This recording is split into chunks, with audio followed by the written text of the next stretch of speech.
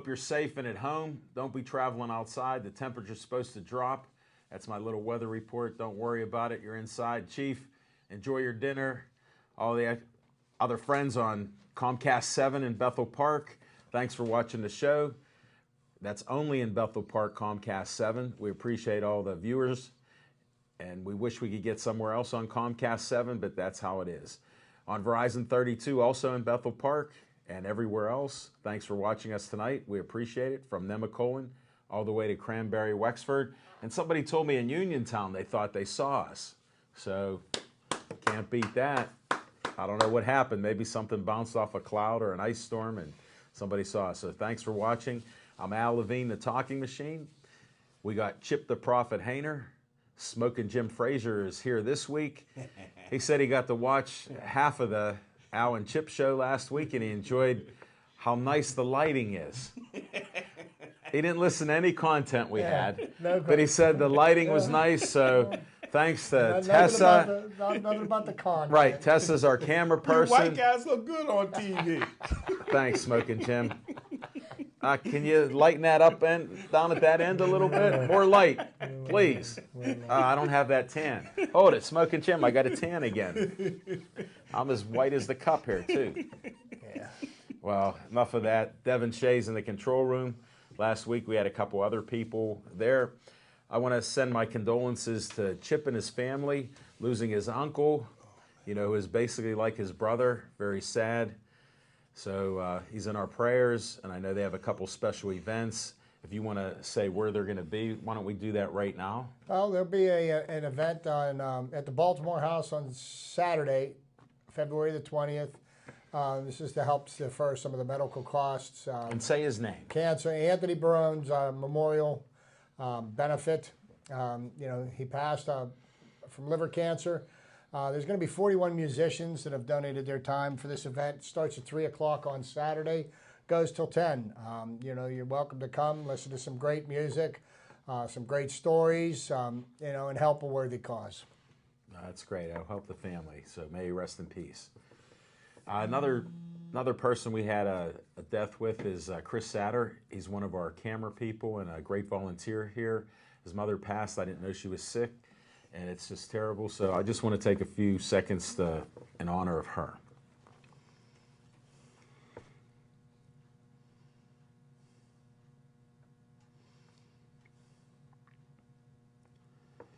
May she also rest in peace. And we don't always have fun things to say, and a lot of things, tragedies do happen in other people's lives, but we will talk some sports, I guarantee that.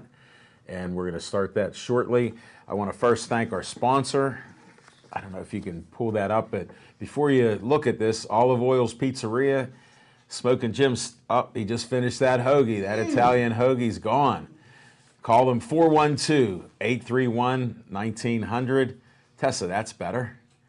Now they can see that. They got a lot of specials right now if you go in and pick up some things. So give them a call. Call my man Zach there, 412-831-1900. Thanks again, Olive Oil's Pizzeria. We appreciate it. I don't have a lot of stuff to pass out. We already went to different events, so no more events to go out, except we'll talk on our location at Atria's on next Monday, the 22nd. And we'll start our show like we always do with what's on our mind. But hold it, I've got to first announce our Facebook likes. Oh, yes. We're at the highest we've been, 5,146. So thanks to all the new friends and the new likes. We appreciate it. And we'll have more shows coming out there for you like tonight's. Hope you like the lighting, because Smoking Jim loves it. You could take your coat off and stay a while. It's a jacket. Oh, okay. No, it's a vest. Well, now that we clarified that, he's a fashionista. Hey, the Hollywood fashion plate is my life. All right, Smoking Jim Frazier, what's on your mind? Thanks, Al Levine, the Talking Machine. And if you want the green, It's coming at you. You got to see Levine. Just on a sad note, one that you missed is former world heavyweight kickboxing champion Jaquay Bazemore. I assumed that you would say it because you introduced me to him. And he's a legend in everybody's mind and was a legend in mine. Just to interrupt you, that one of the nicest guys that I ever met, one of the toughest guys that I ever met, who was a champion. Not only was he a champion in his, you'll explain about that, but he also sparred with Muhammad Ali. Yeah. And you didn't know this, but I told him, I said, you're better looking than Muhammad Ali. Did you tell him that? And he sounded like Howard Cosell when you said that. Yeah, and he had the biggest smile on his face, and we remained friends, and he always said, I'll be on your show. He said, I'll come out. I said, no hurry, no worry. Little did I know. Wow. He looked in great shape. What a handshake. That's why I can't even believe he's passed away. Yeah, I seen him at the City of Pittsburgh Hall of Fame banquet. I and Franco Harris was together then, and he kind of didn't look like himself. Really? Still looked good, still talked, asked about you. Did he? And I had some questions about Liz Costa. But who don't? But so he wasn't that sick then. You know, I don't understand that. But you mean Championship Chase host? Yeah, she happened to be in the house, and he had some inquiries there. But hey, I'll get to what's on my mind. The Pittsburgh Sportsline High School Player of the Year, Female Player of the Year. We have to go to a 5'5" freshman, white girl, from Amani Christian Academy. She is the only player in WPIL history in any classification to score 1,000 points in one single season. And that honor goes to none other than Kelly Koenig. And looking forward to seeing her over the next 3 years. In the Pittsburgh Sportsline Male Did you say Player she's of the Player Year. of the Year? Okay. She's Player of the Year. All right. Player of the Year. Congratulations. Yeah, by the way, she put up Pistol Pete-like numbers this year. She averaged, 46 points a game? Yeah, Incredible. That's incredible. And whether man, woman, it doesn't matter. That's an incredible achievement. Yeah. And you say she's a sophomore? She's a freshman. Freshman. Ninth grade. She's a freshman. Ninth grade. So Yeah. You know what? I sense that on location we're going to have a guest that's 5'5" and set a record this year. So when do you think Gino Auriemma is going to come down and sign her? Well, she got 16 scholarship offers already. That's already on the table. She got 16 scholarship offers already, only in ninth grade, and so. That is super. The male athlete of the week, the year, and I had to split here, so I had the co-champions.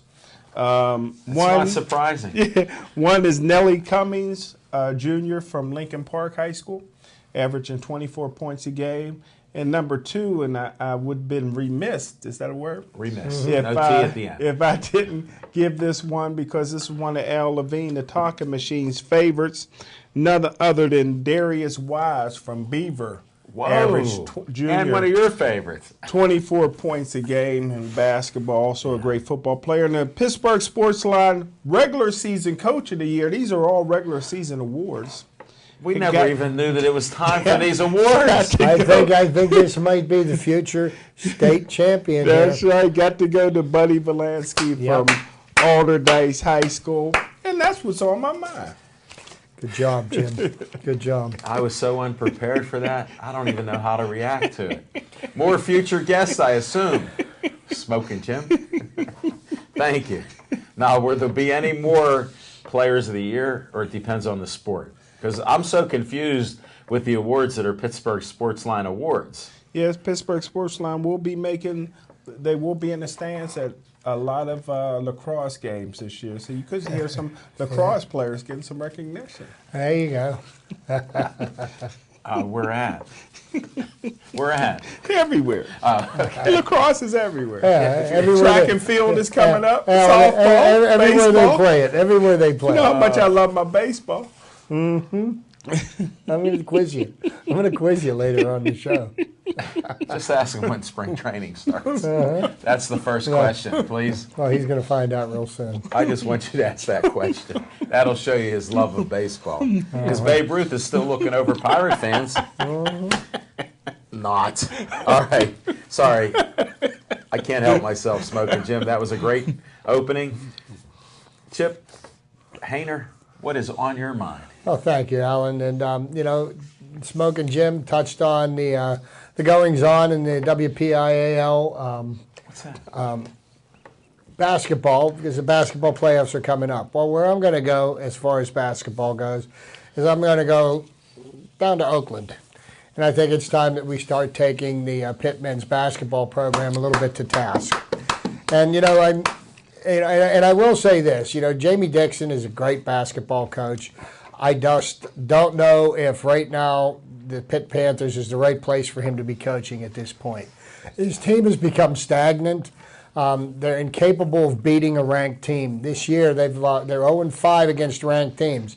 You know, here's a team that could potentially win 20 games this season and not make the NCAA tournament. The quality of the play that the teams that they play out of conference is poor at best, and they are not a team that's built to win in the ACC. You know, Jamie Dixon had the Pitt basketball program as one of the elite teams in one of the elite conferences in the country when they were in the Big East. They were one of the 4 marquee teams that were constantly fighting for the championship of that league. And now they just seem to me like they're just an also-ran in the ACC. Yeah. And there's such a big buzz in Oakland right now with what Pat Narduzzi's doing with the football team. And, you know, the basketball team, not so much. Put simply, was embarrassed on Sunday. They got run out of the gym in Chapel Hill. Tonight, they are playing arguably the worst team in the ACC. And, you know, Pitt's got to beat them by 40 points if they're going to get any semblance of respect back. But still, they've got 2 big games coming up, one against Louisville, one against Duke.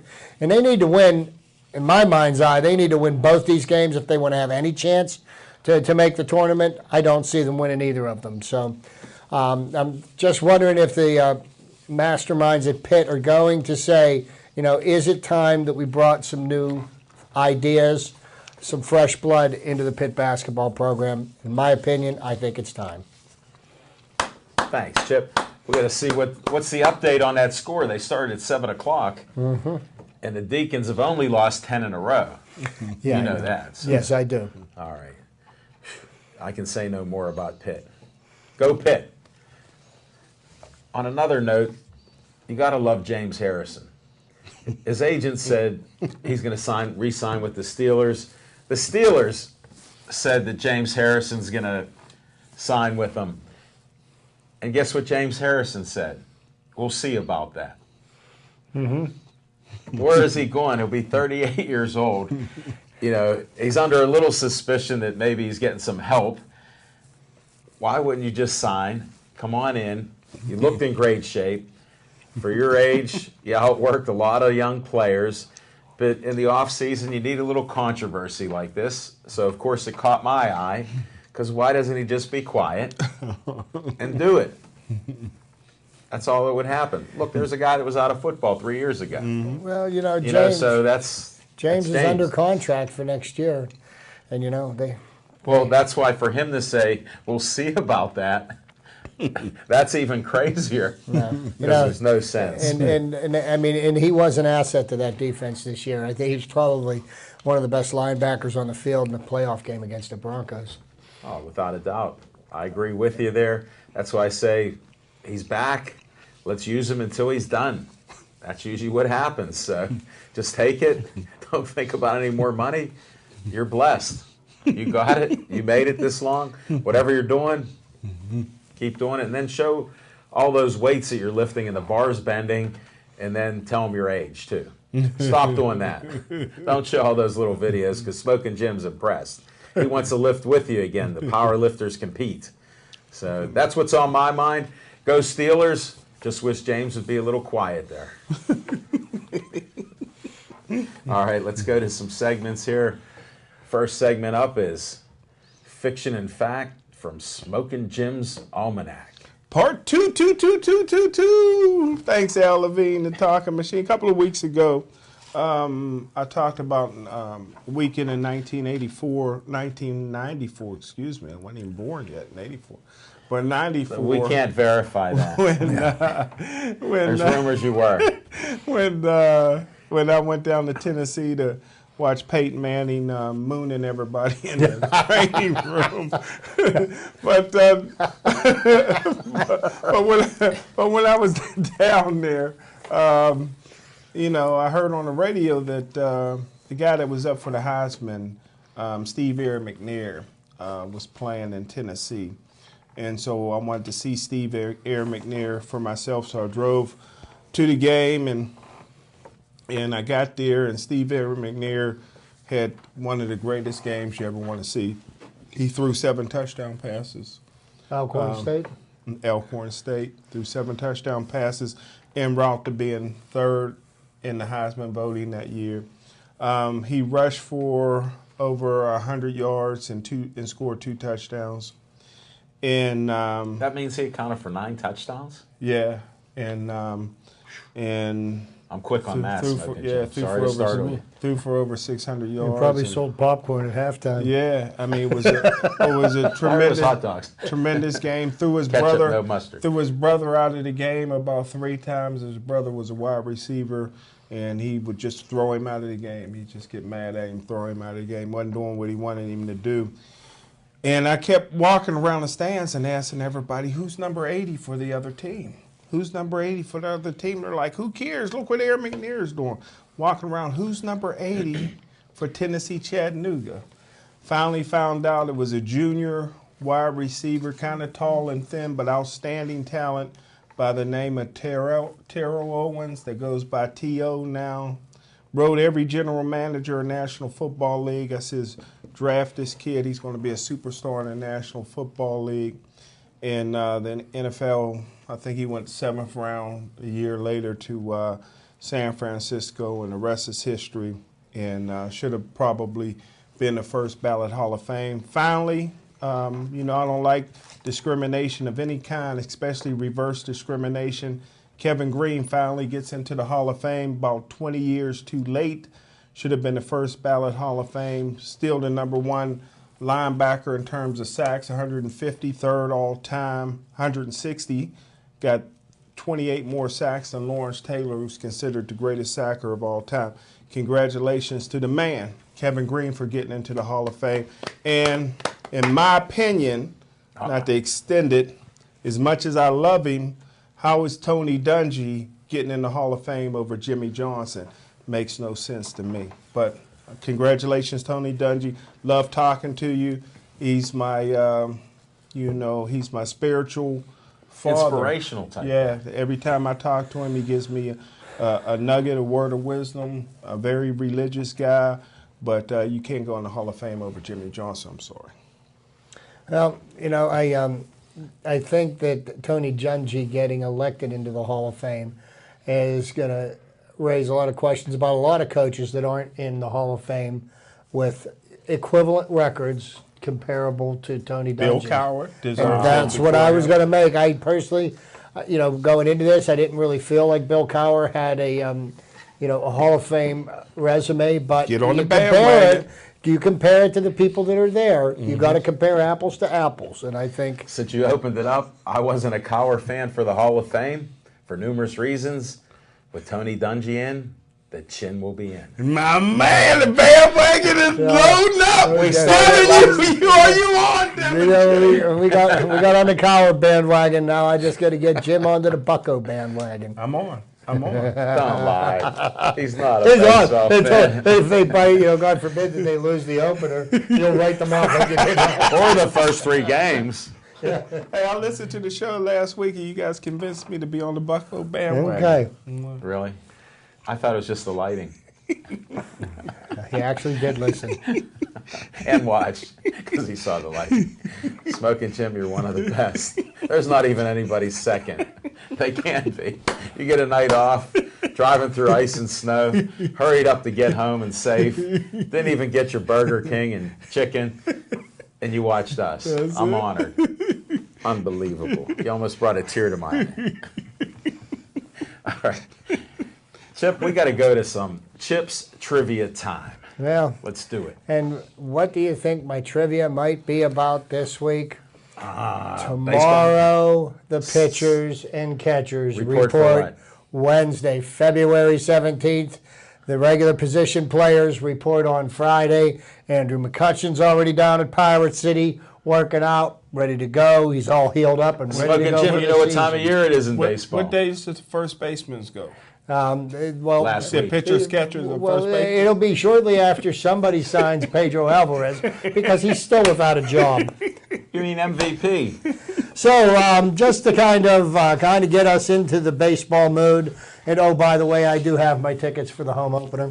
But just to give you a quick history of this amazing franchise, the Pittsburgh Pirates have been around since 1887.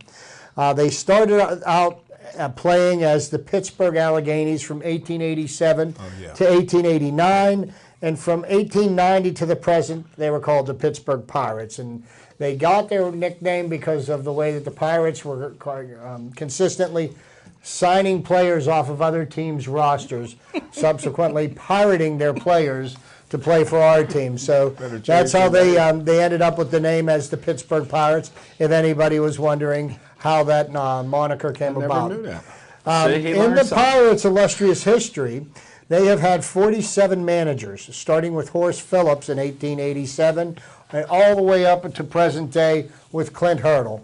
I believe one of the greatest managers the Pirates ever had.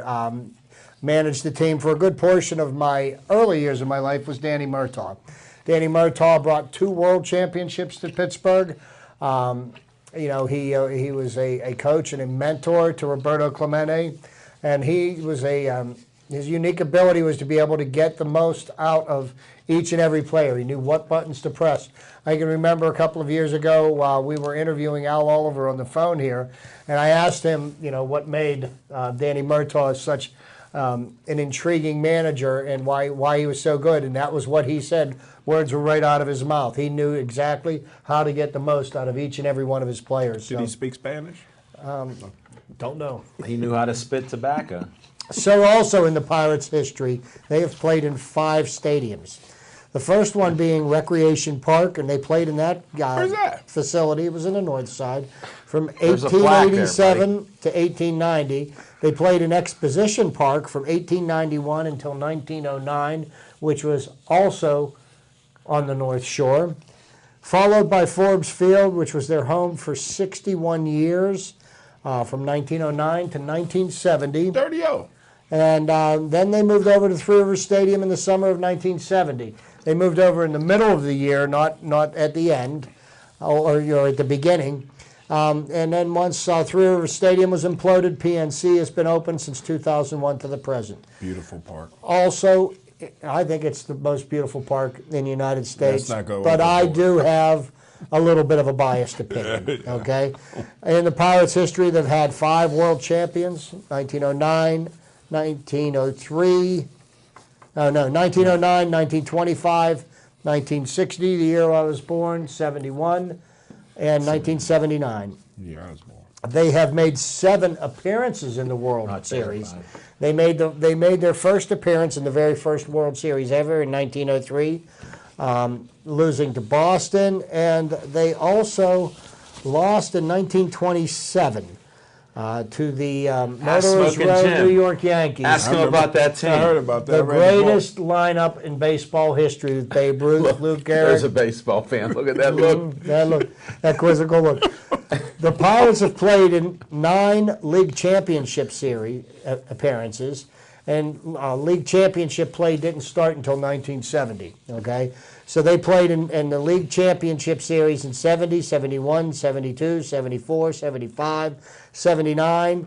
Then the 3 years with Jim Leland in 1990, 91, and 92. And also, we have been wild card Does that count? recipients. Yes, it Does does. now, buddy. It does now in the baseball stratosphere. 3 years in a row: 2013, 14, and 15. Ernest Wagner rolling over in his grave. No, he is not. No, he isn't. He's- The Flying Dutchman was happy. He's pro Pirates. Now, also, Go. just some Buckeyes. other facts about the Pirates is that the Not big. Pirates. There have been 37 Hall of Famers that have played all or part of their career here with the Pittsburgh Pirates. Starting with Jake Beckley in 1889 to 1888 to 1889, and then from 1891 to 96. And wrapping up all the way with the most recent electee, I believe, would have been Bill Mazeroski. Okay, but there's been a ton of players: Max Carey, Fred Clark, Roberto Clemente, Barney Dreyfuss, one of the owners, Ralph Kiner, Bill Mazeroski, Willie Stargell, Pie Trainer, Archie Vaughn, Hannes Wagner, Lloyd Wayner, and Paul Wayner, Big and Little Poison. So 37 Hall of Famers. Do you think Dave Parker should be in? You know what? Because the criteria isn't clear, I think Dave Parker is another victim of sports writers' bias towards certain athletes. Dave Parker didn't make a lot of friends in the press box, and I think that's one of the things that keeps him from being in. Personally, I feel his accomplishments on the field would probably warrant it. Getting blackballed. What it could be. So, plus, he was the first $1 million ball player. You know, a lot of people hate you for that stuff. So just to kind of wrap up, because I don't want to go through each and every one of these. There's a lot of stuff here. It would all kind of blend in. But the Pirates have 10 numbers that are retired. From number 1 for Billy Meyer, who was a manager, Ralph Kiner with number 4, Stargell with 8, Mazeroski with number 9, Paul Wayner number 11, Pie Trainer number 20, Roberto Clemente 21, Hannes Wagner 33, Danny Murtaugh's number was retired, number 40.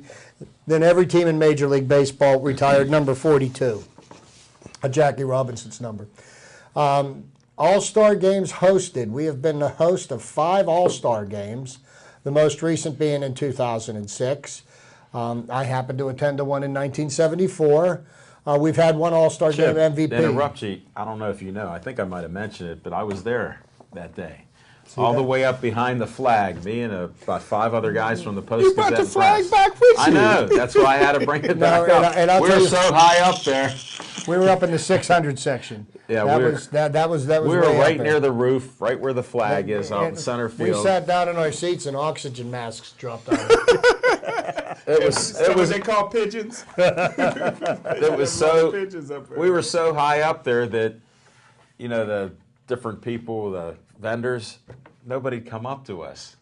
They weren't coming up. All we wanted was All-Star Cokes. I can remember one of my friends yelling it out. If you ever get to meet him, he's quite the character, and Vince Stish, and he was yelling for All-Star Cokes. Oh, yeah?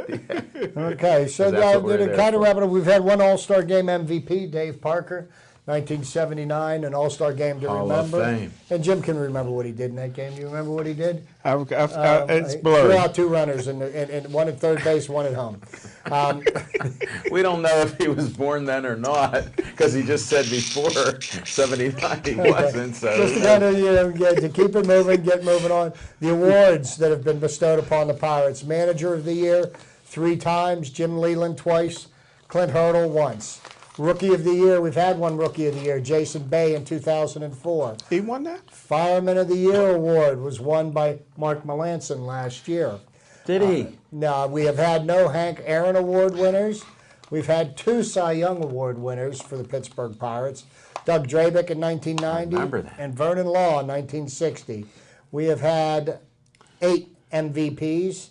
Most Valuable Player of the League, Paul Wayner, Dick Groat, Roberto Clemente, Dave Parker, Willie Stargell, Barry Bonds twice, Andrew McCutchen.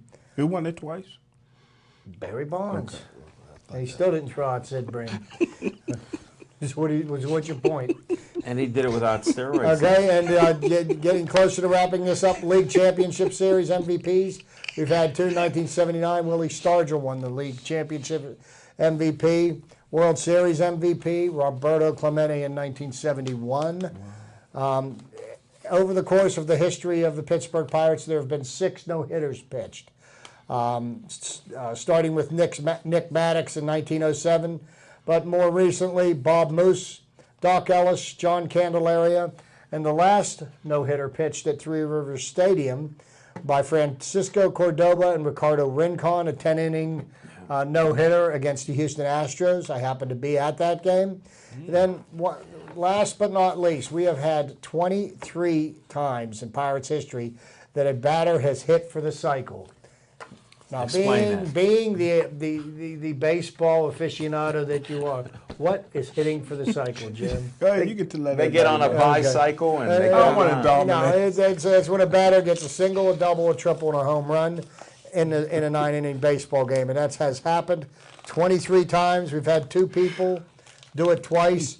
The last time it was done here at PNC Park, I believe Darrell Ward did it on May the 26th of 2004. Jason Kendall did it in 2000. Gary Reedus, Mike Easler. Willie Stargell hit for the cycle, believe it or He not. used to be fast. Yes, he sure did. Chicken on the hill. So, there has been one unassisted triple play in the history of the Pittsburgh Pirates, and it was in 1925 by Glenn Wright.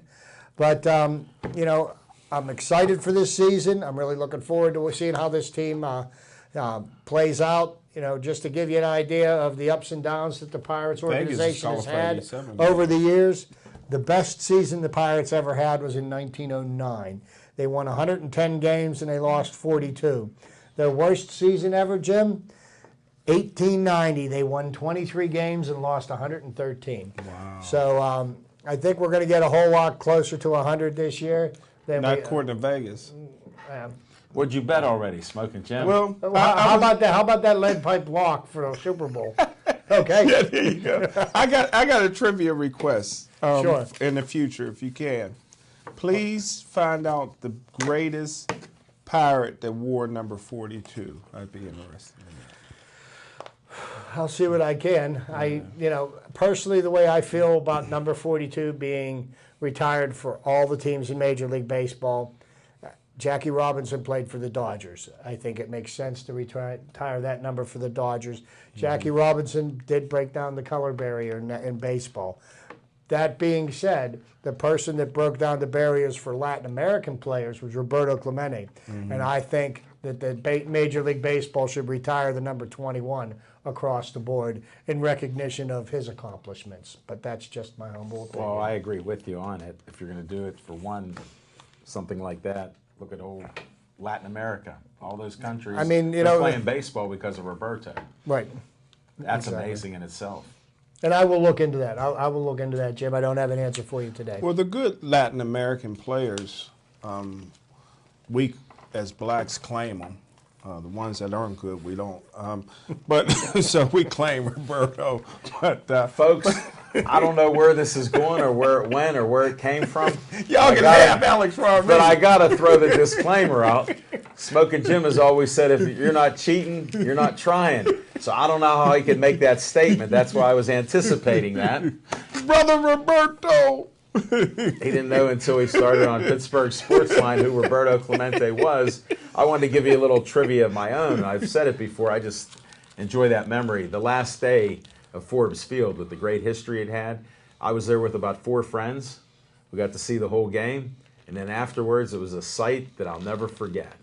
People were running. They were picking out chairs, picking out, everything, grass, jumping on the batting cage. Smoking Jim, I know you're so young that you never got to see the batting cage at Forbes Field. He used to It wheel it was out through bigger center than this field. room. Kids were jumping on there. It was out in center field, which had one of the longest center fields in sports. But it was just crazy. The police couldn't stop them. I think some of them were grabbing some of the things, too, to take home. And I ran into my one neighbor about 2 weeks ago, Smoking Jim. He has 4 of the seats from Forbes Field. Really? And he didn't take them that day. And he ended up buying them years later for like $10 a piece. Had them fixed up there in his game room where he can watch TV. And it's just... And they're probably just as uncomfortable today as they were then. The only thing I told him is all these people have great memories of Forbes Field. And I enjoyed it too as a kid. But the one problem I had is I was little when I was a child, like most people are. And I was always sat behind a beam that was huge. Right. In right field. Yeah, and I could not see the game, so I would stand up, and when you go to walk around, it smelled like a urinal, an Really? outdoor urinal. Wow. And that's not pleasant. Do you want a hot dog, popcorn? I'll leave that thought alone. Have the good memories of Forbes Field. The good food was being sold on the streets outside of the Always. stadium. We At the never Dirty ate. O? No, not even. All the local bars and restaurants put out spreads and barbecue grills, and they sausage. Frankie and peppers Gustine and- had a restaurant Oh, there, yeah. the ex-Pirate, Yeah, retired from you, there. you got better food outside of the stadium than you do inside. Well, let me before we go to the bag of peanuts, let me The best bag of peanuts. here's the only thing that I have a problem with in terms of retired numbers in baseball, and it's the reason why baseball keeps losing its popularity. Is because I mean, why in the world would you retire? First of all, Go ahead. I have problems with baseball managers, 60, 70, 80-year-old guys wearing a uniform like they're ready to play. And number two, why are you retiring their numbers? They're not players. Well, Jim, It's good numbers are retiring. managing a baseball team is definitely an art, and it's not something that everybody can do. There's been I agree with that. more untold thousands of managers that had great baseball teams that failed miserably because they didn't know how to Name one. manage the game. Name Well, one. you can't name them because you can't remember them. Okay, they're gone. They're out of history. I mean, Chip, that's a good answer. But hey, Smoking Jim, you're against the managers wearing uniforms. Yeah. One of the greatest managers never wore a uniform. I didn't know that. He's in the Hall of Fame. Connie Mack. he wore a suit. I like that. I mean, not necessarily a suit, but I don't think that you should. Well, yeah, when it they look went to ridiculous. They look baseball out of place games, in a uniform. Smoking Jim, when people went to baseball games, like when the Pirates won the World Series in 1909, they wore suits. Most of the crowd was men, and they all wore suits, I whether seen the they're young pictures. or old. I You seen see the They were pictures that I sharp. shared? Yeah, they were Sure, sharp. whether yeah. they're black, white, or whatever color you want to pick And out. most That's some black most of the baseball stadiums Two. were in the urban areas, were in the cities themselves. Nowadays, with the exception, you've got PNC Park and down on the North Shore, but a lot of urban. these places, the stadiums are outside of the city limits. So what people would do is they would leave work.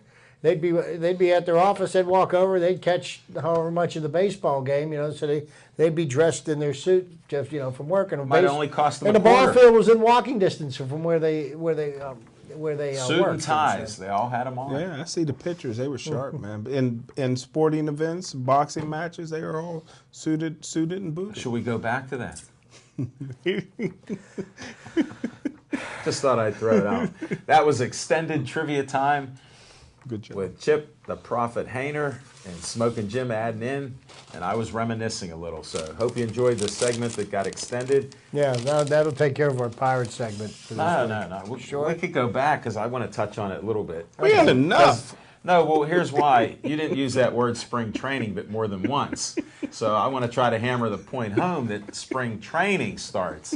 And that's what starts the baseball season for the people that love baseball, Chip, as you Yep. know.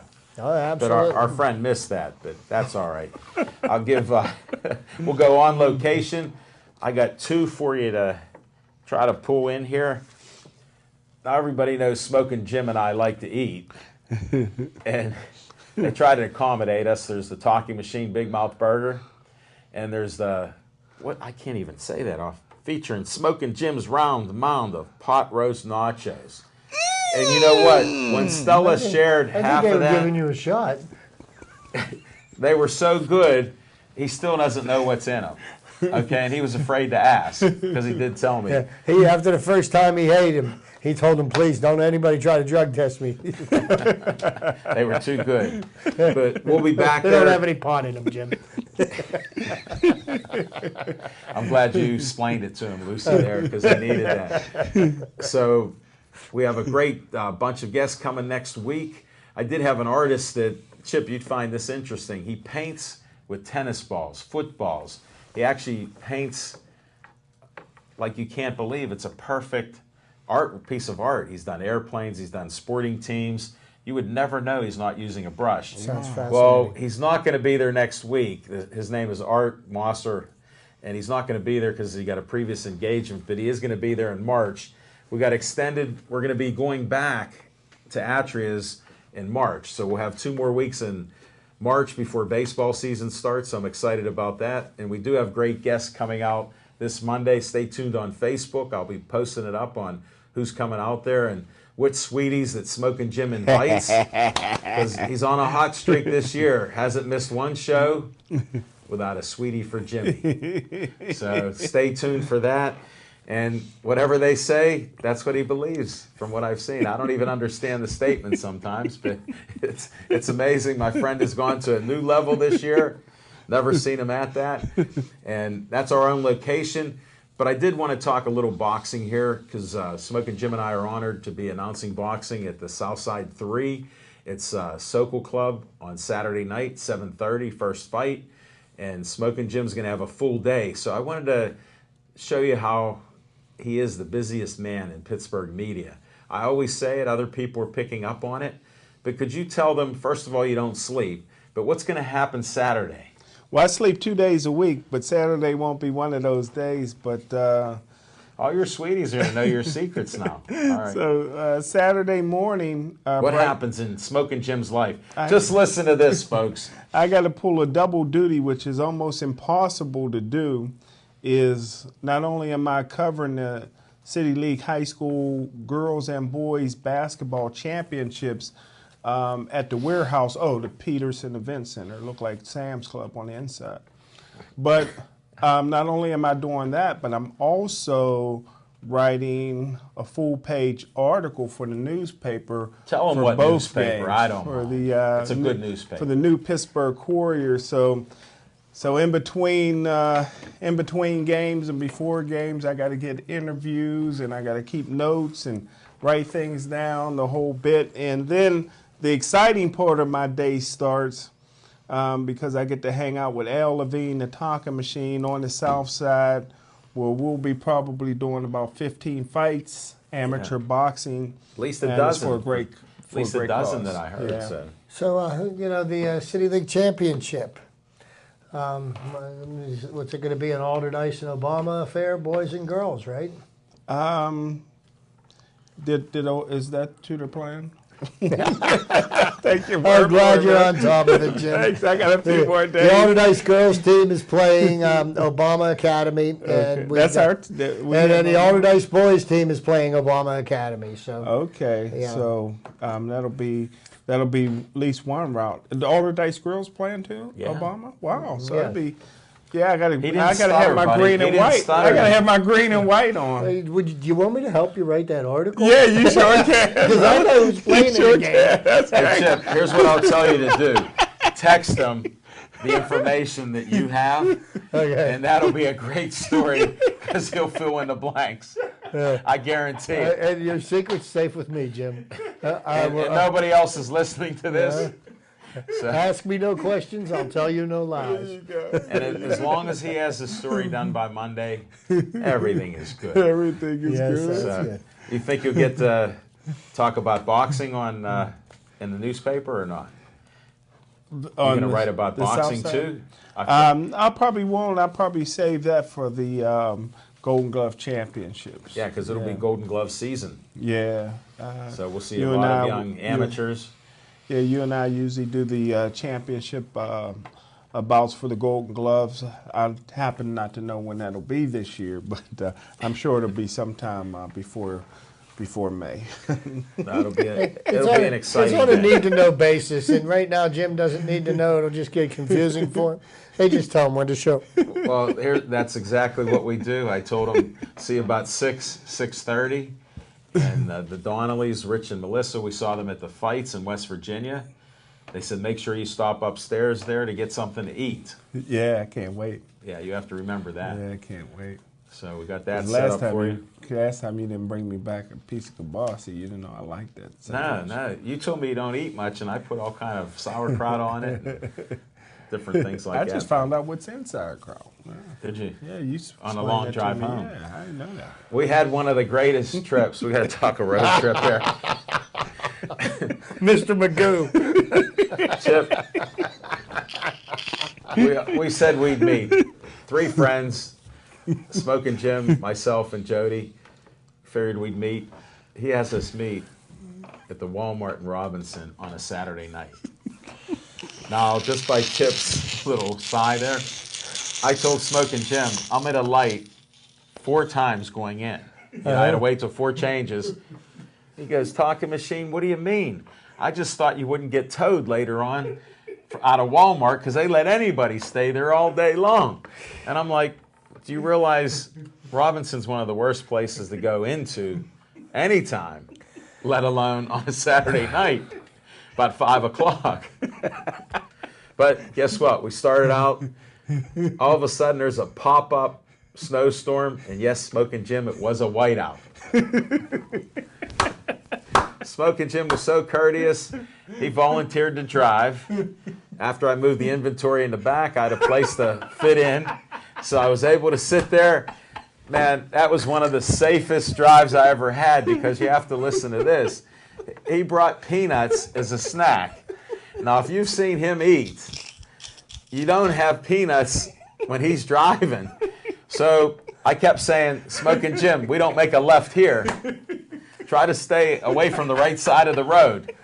And luckily, he was going 18 miles per hour. I was going to say, he probably maxed out at about 25.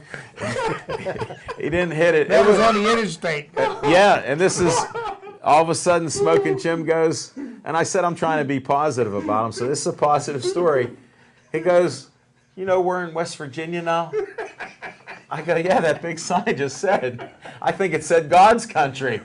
I thought it was because nobody had any shoes on. No, but we made it there safe.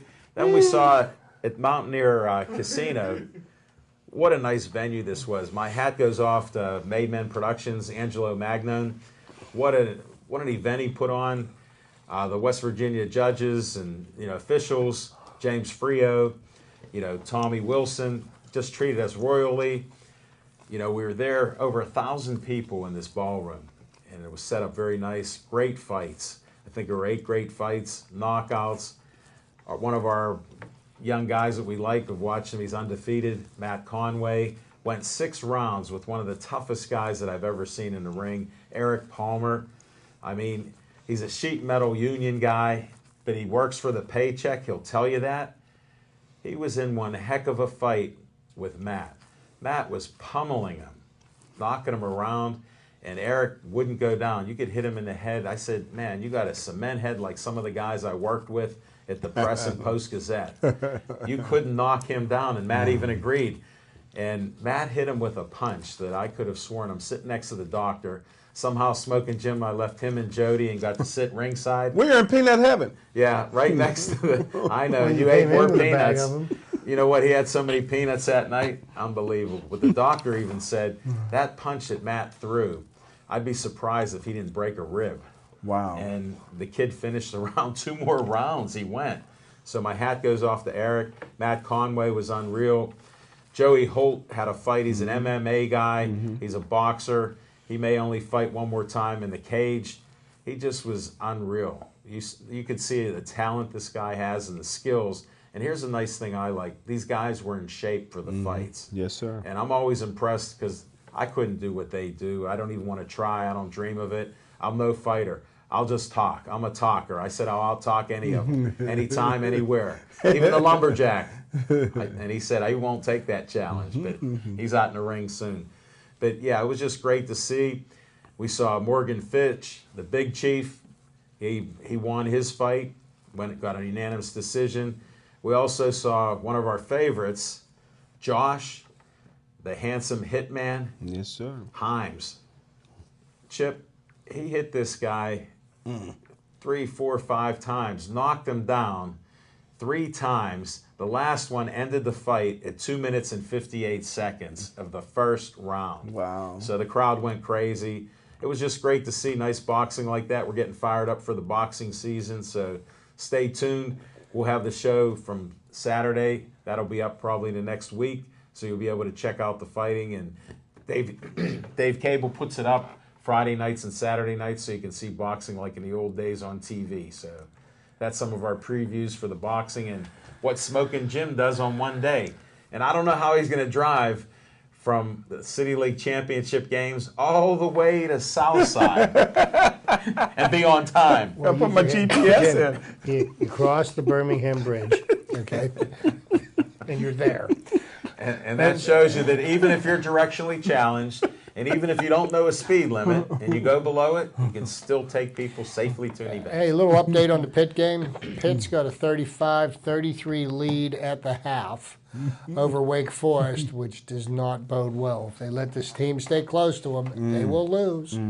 Well, I know the Deacons, what are they? Demon Deacons. Demon Deacons, yeah.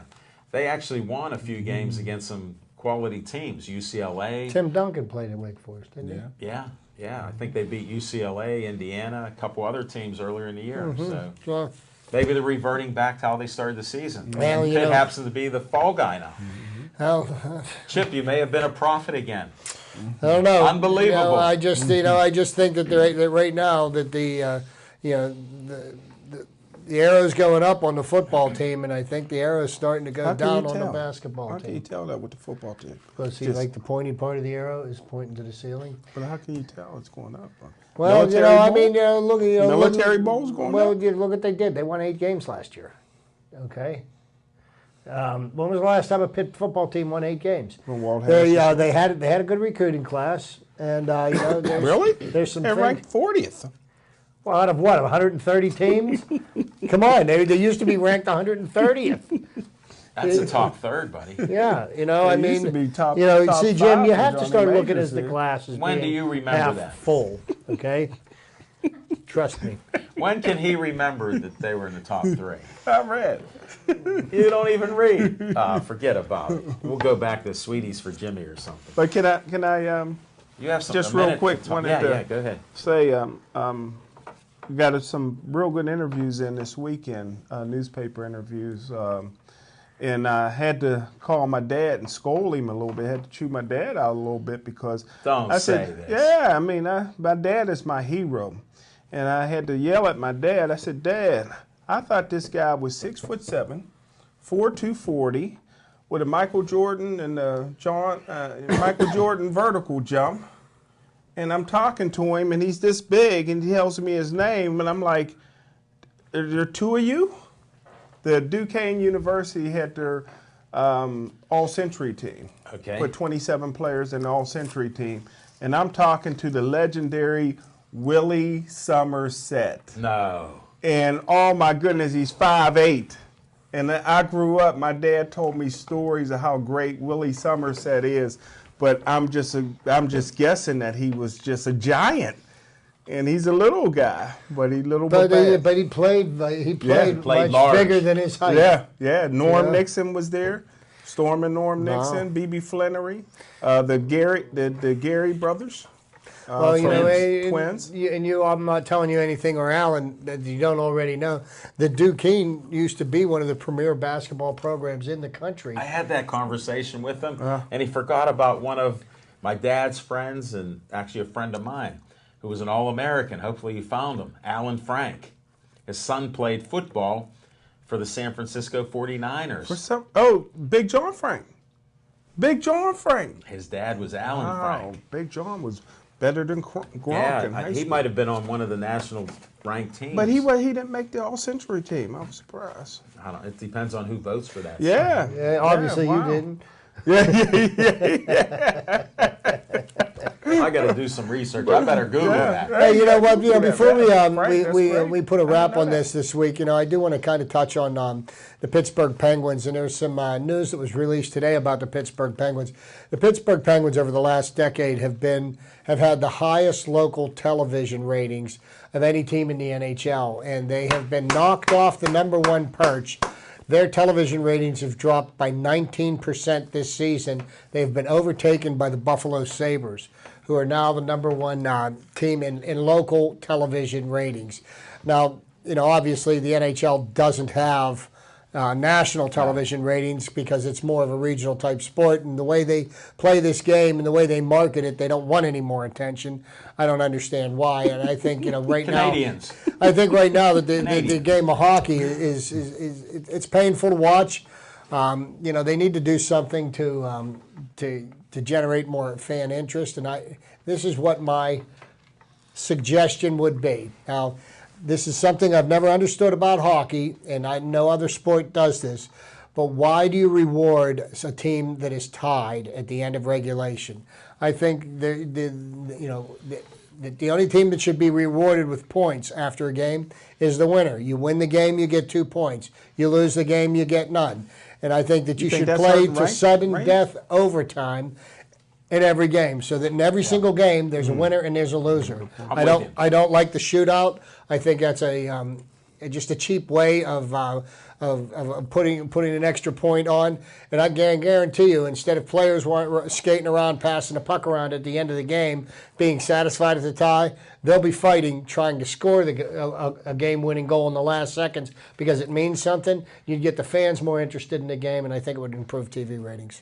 You know what? I got to give you a vote for commissioner of the NHL. I 'Cause give you I a like vote that. down. That's an arrow pointing down What do you mean? with that. What's That's with these arrows, guys? I mean, I like that. That's Why do you like it? hockey is a lot better with the way they do it with the ties is a lot better than Major League Baseball, where you get home field advantage if you win the All-Star game. So Well, I don't think that that's right either. I think in an exhibition game, nothing should be dependent on it. Why can't Smoking Jim and Chip Hayner be the commissioners, or at least the advisors to the commissioners? and I'm Because gonna- they're making sense to me. I happen to agree with both of you. I'm going to agree with you, Jim. I think going into the World Series, About time. the team with the best time record this year. is the home team in the World Series. The team with, and if it comes down to both teams having the exact same record, with interleague play, head to head. You at some point you may have played this team, or there's tiebreakers that can be made. Yeah. Having who gets home field advantage in the World Series based on what happens in the All-Star game in July, I think it's a joke. well, here's what I would do. This is the best way to do it, to take it a step further. I agree with everything you said, but I just got to Add something. put a little icing on the cake. What flavor? This ice? year, the National League gets the home field advantage. Next year, the American League, and you alternate it like that. And it was Two that way different leagues. for a long time until Bud Selig came up with this brilliant idea, and I don't think it was one of his best ones. Although I do like baseball because it looks like the National League is going to get the designated hitter, and I love that. And you know what, Jim? We'll talk about that happening if it happens, because it hasn't yet, and I don't think it will. He likes to stir it up a little because he's. What do you think of spring training starting tomorrow, Smoking Jim? I'm all for it. Get all the baseball players out of Pittsburgh. Most of them weren't living here anyhow. Well, at least we covered that. Well, you look at some of the spring training sites that the Pirates have had over their history. One year in 1953, the Pirates had spring training in Cuba. They've been in Hot Springs, Arkansas. They've been in California. They've been in Arizona. They've been in Texas. They've been all over Florida. Now, since in the last 45 years or so, they've been at Bradenton, and they're going to stay there for quite some time. Yeah, they just built the new ballparks, refurbished everything. Can't go, Smoking Jim. We'll have to take a road trip down there, I Chip. can't wait. Pittsburgh Sports Line on location in Peanuts is on Bradenton. me. Yeah, but don't buy those boiled peanuts. I don't know if But you'd like them and as then much. do not forget that when you go to Bradenton, you got to see the Pirates play at McKechnie Field, and Bill McKechnie was the Pirates manager when they won the World Series in 1925. They retire his number 2. I don't believe that they did. I'll check. Everybody's number can't be retired. Even your number's not retired, whatever it is. No, his number is We're not running out of retired. time. I just need a little check. Does Devin know what time it is? It's accurate? Good, because I'll try to do my best. Well, thanks, Chip, for your extended trivia, your opinions. I got to vote for you, NHL commissioner. I'm serious, because I would love that. Smoking Jim, I can't put you on anything except as a consultant. I appreciate it. We'll have some fun this weekend. I know that. Hope you enjoyed our show. I got to say, stay Joey strong. I would have one last thing, but you don't have to pull in on that. We're going to end this show right